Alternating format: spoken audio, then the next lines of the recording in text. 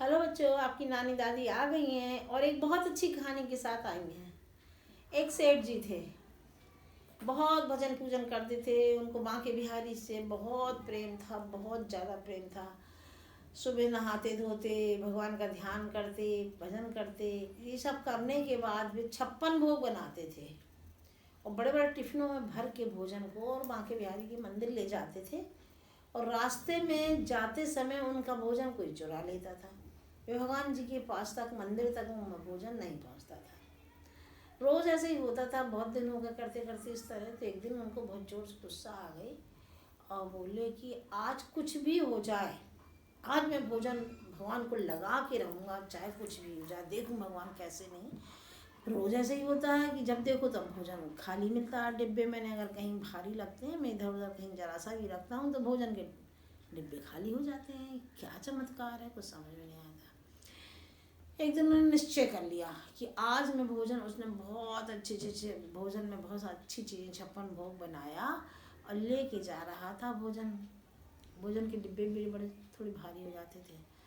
तो वो लेके चला जा रहा था तो एक बिल्कुल गरीब सा लड़का, इतना इतना गरीब लाचार सा छोटा सा बच्चा 8 7 8 साल का मिला और इतना गिड़गिड़ाने लगा कि मुझे बहुत ज़ोर से भूख लगी, दादा मुझको कुछ खिला दो। उनका मन नहीं माना। अब उनके पास कुछ और नहीं था, वही डिब्बे थे। तो उन्हीं डिब्बे में से एक लड्डू निकाला और उस लड़के को एक लड्डू दे दिया कि चलो इस डिब्बे से दिए देता हूँ इसको और बाकी डिब्बे भगवान जी के लिए रहेंगे।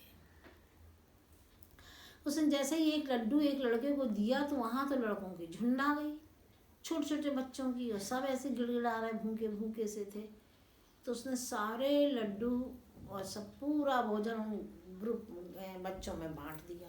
अब सारे बच्चों ने भोजन तो कर लिया और भाग गए सब। अब भी जहाँ के तहाँ खाली टिफिन लिए खड़े और बड़े दुखी हुए, मन में रोने लगे, बैठ गए वहीं अपने टिफिनों को धर के। बोले मैंने काम गलत तो नहीं किया है, मैंने भूखे बच्चों का भोजन करवाया है।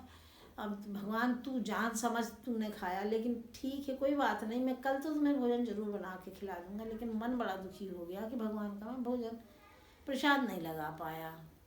मैंने एक लड्डू इसके लिए दे दिया था तो एक में इतने सब बच्चे आ गए और सब पूरा भोजन मेरा कर गए हैं। मन तो बहुत दुखी है, लेकिन मैं दुखी भी नहीं हूँ क्योंकि भोजन मेरा व्यर्थ नहीं गया है, भूखे बच्चों के मुंह में गया है, इसलिए मैं सुखी भी हूँ। कोई बात नहीं बांके बिहारी, मुझे क्षमा करना, मैं कल जरूर तुमको भोजन कराऊंगा, आज के लिए मुझे माफ़ी दे दो, कल मैं जरूर। ऐसा गिड़गिड़ा रहा था बांके बिहारी से। अपने पूरे टिफ़िन उसने खोल के निकाल के भोजन जो बांटा था सारे टिफ़िन एक से एक करे उसने अपने बैग में रखे, थैले में रख के अपने कंधे में टाँका। और टाँगने के बाद उसने सोचा कि चलो मैं बांके बिहारी के लिए अब कुछ तो नहीं है, इस सामने की दुकान से 4 लड्डू ले लेता हूँ, वही लड्डू का भोज प्रसाद लगा के अब माफ़ी मांग के आ जाऊँगा और कहूँगा कि भाई आज मैंने बड़ी कसम खाई थी, लेकिन भगवान मुझको क्षमा कर दो। ये बीच में लड़के भूखे लड़के आ गए तो मैंने दे दिया, नहीं तो मैं बिल्कुल नहीं देता। मैं आपका ही प्रसाद लगाने वाला था, लेकिन अब मजबूरी थी मेरी, मैंने लगा दिया प्रसाद इन लोगों का, मुझे भगवान क्षमा करना। बहुत ऐसा गिड़गिड़ाता बढ़ गया और उसने 4 लड्डू एक दुकान से खरीदना चाहा।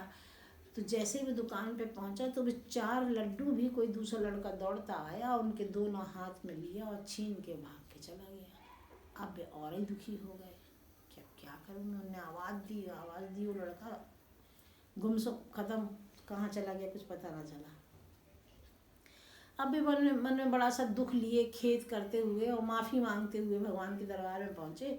और जैसे ही उनने मत्था टेका तैसे ही उस वही ग्रुप जैसे आंख बंद करके लोग सिर झुकाते हैं भगवान के सामने ना, तो उनने आंख बंद करके बड़े रो रहे थे, सिर झुकाया, रोते हुए माफ़ी मांग रहे थे। तो देखते क्या उस ग्रुप में जो सबसे गंदा भूखा लड़का था तो वही तो बांके बिहारी थे।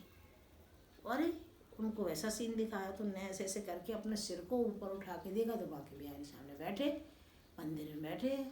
अब समझ में नहीं आ रहा ये क्या है, उनको बड़ा अजीब सा लगा। फिर वे किनारे में आके बैठ गए। सारी भीड़, बांके बिहारी के मंदिर में बहुत भीड़ होती है, उस पूरी भीड़ में सब दर्शन कर रहे, सब दर्शन कर रहे।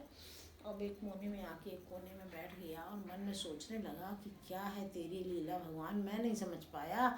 मैं आज भी तुम्हारे लिए भोजन खिला कराने को परेशान हूँ, लेकिन तुम तो ये लीला दिखाते हो कि मैं भोजन कर चुका हूँ। मुझे प्रभु क्षमा करना, मैं कुछ नहीं जानता, तुम जानो तुम्हारी लीला क्या है। फिर भगवान आ गए और उन्होंने पूरी बात समझाई कि मैंने प्रतिदिन तुम्हारा भोजन किया है। प्रतिदिन की लीला उन्हें शुरू से लेके शाम तक, जब जितने दिन से वो टिफ़िन लेके आ रहा था, प्रतिदिन भगवान उसका भोजन करते थे। कभी किसी रूप में आते थे, कभी किसी रूप में आते थे, कभी किसी रूप में आते। तुम दुखी नहीं हो, तुम्हारा भोजन मैंने प्रतिदिन किया है। तब उसको सेठ के समझ में आया, अकबका के देखा, उनने क्षमा मांगी। जैसे भगवान उसको प्रतिदिन दर्शन दे देते, ऐसे भगवान सबको दे। हेलो बच्चों, अब अगली कहानी शायद आपसे फिर मिलते हैं। स्वस्थ रहिए, ध्यान रखिए अपना। ये कहानी अड़ोस पड़ोस को सुनाया है करो, बूढ़ी अम्मा लोगन को। भगवान की कहानियाँ तो बूढ़ी अम्मा बहुत अच्छे से सुनती हैं, छोटे बच्चे बूढ़े लोग बहुत अच्छे से सुनते हैं। आप सुना के आइए भगवान जी की लीला, सब लोग ध्यान से सुनेंगे।